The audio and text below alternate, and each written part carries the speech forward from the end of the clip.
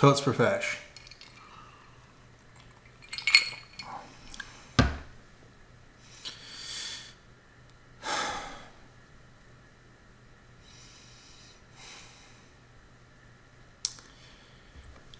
Once, upon a midnight dreary, while I pondered, weak and weary, over many a quaint and curious volume of forgotten lore, while I nodded, nearly napping, suddenly there came a tapping, as of someone gently rapping at my chamber door.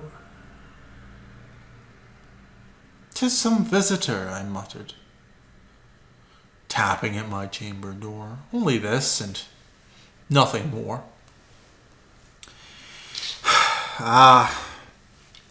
Distinctly I remember. It was in the bleak December, and each separate dying ember wrought its ghost upon my floor.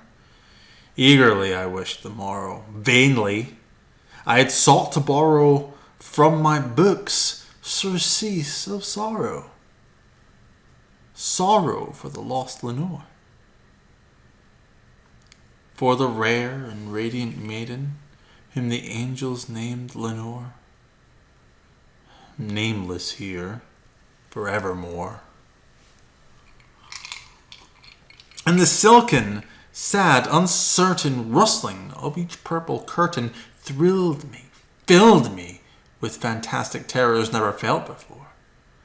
So that now, to still the beating of my heart, I stood repeating, "'Tis some visitor, entreating entrance at my chamber door.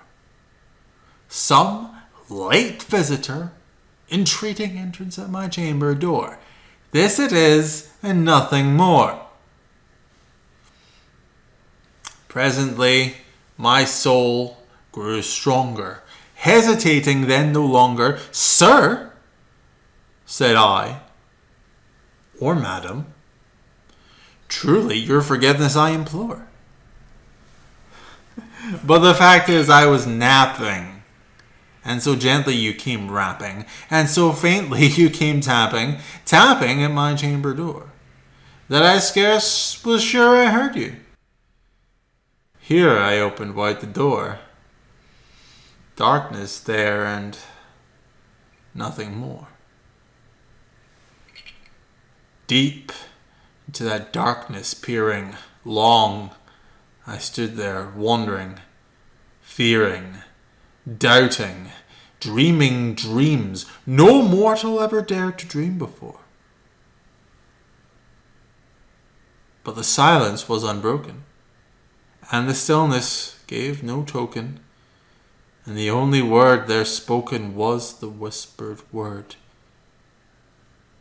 "Lenore?" This I whispered, and an echo murmured back the word, "Lenore."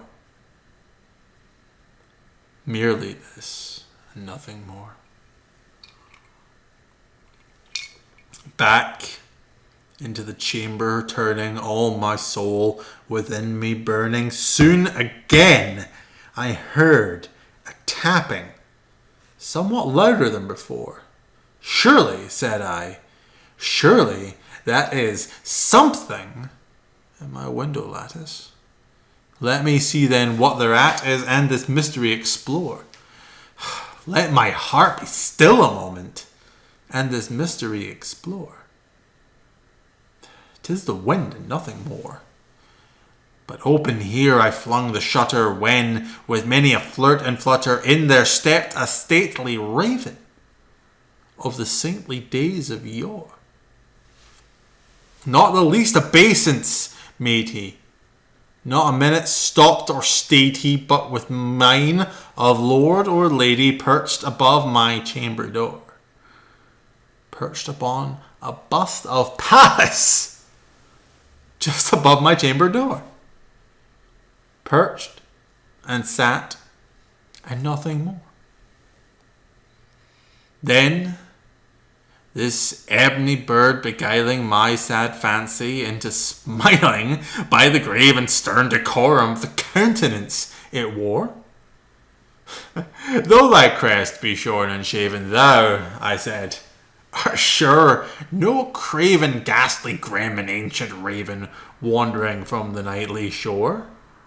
Tell me what thy lordly name is on the night's Plutonian shore.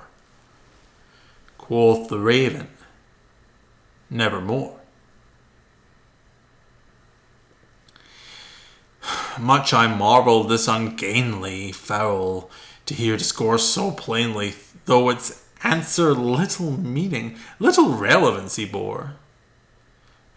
For we cannot help agreeing that no living human being ever yet was blessed with seeing bird above his chamber door, bird or beast, upon the sculpted bust above his chamber door, with such name as nevermore. But the raven, sitting lonely on the placid bust, spoke only that one word, as if his soul in that one word he did outpour. Nothing farther than he uttered, not a feather than he fluttered, till I scarcely more than muttered, other friends have flown before, on the morrow he will leave me, as my hopes have flown before. Then the bird said, nevermore.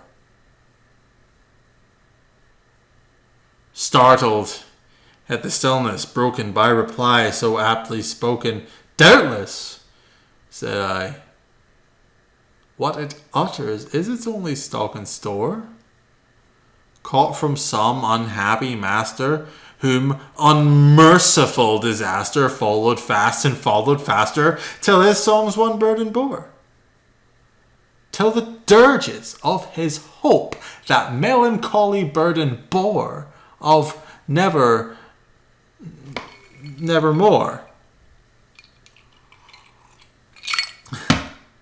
But the raven still beguiling all my fancy into smiling, straight I wheeled a cushioned seat in front of bird and bust and door. Then upon the velvet sinking, I betook myself to linking fancy unto fancy, thinking what this ominous bird of yore, what this grim, ungainly, ghastly, gaunt, and ominous bird of yore meant in croaking nevermore. This I sat in guessing, but no syllable expressing to the fowl whose fiery eyes now burned into my bosom's core. This and more I sat divining, with my head at ease reclining on the cushion's velvet lining that the lamplights gloated o'er, but whose velvet violet lining with the lamplight gloating o'er she shall press, nevermore. Then methought the air grew denser, perfumed from an unseen censer swung by seraphim, whose footfalls tinkled on the tufted floor. Wretch! I cried. Thy God hath lent thee, by these angels he hath sent thee respite. Respite and nepenthe from thy memories of Lenore. Quaff! Oh, quaff this kind nepenthe and forget this lost Lenore. Quoth the raven, nevermore. Prophet, said I, thing of evil. Prophet still of if bird or devil, whether tempter sent, or whether tempest tossed thee here ashore. Desolate, yet all undaunted on this desert land enchanted, on this home by horror haunted, tell me truly, I implore, is there balm in Gilead? Tell me, I implore. Quoth the raven, nevermore. Prophet, said I, thing of evil, prophet still, if bird or devil, by that heaven that bends above us, by that God we both adore, tell a soul with sorrow laden, if within the distant Aidenn it shall clasp a sainted maiden, whom the angels name Lenore. Clasp a rare and radiant maiden, whom the angels name Lenore. Quoth the raven, nevermore. Be that word our sign of parting, bird or fiend, I shrieked, upstarting, get thee back into the tempest and the night's Plutonian shore. Leave no black plume as a token of that lie their soul hath spoken. Leave my loneliness unbroken. Quit the bust above my door. Take thy beak from out my heart, and take thy form from off my door. Quoth the raven, nevermore. And the raven, never flitting, still is sitting. Still is sitting on the pallid bust of Pallas, just above my chamber door. And his eyes have all the seeming of a demon's that is dreaming, and the lamplight o'er him streaming throws his shadow on the floor.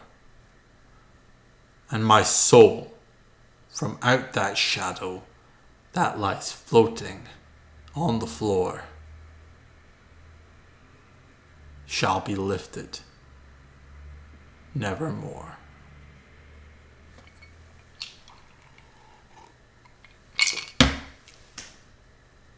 Good night.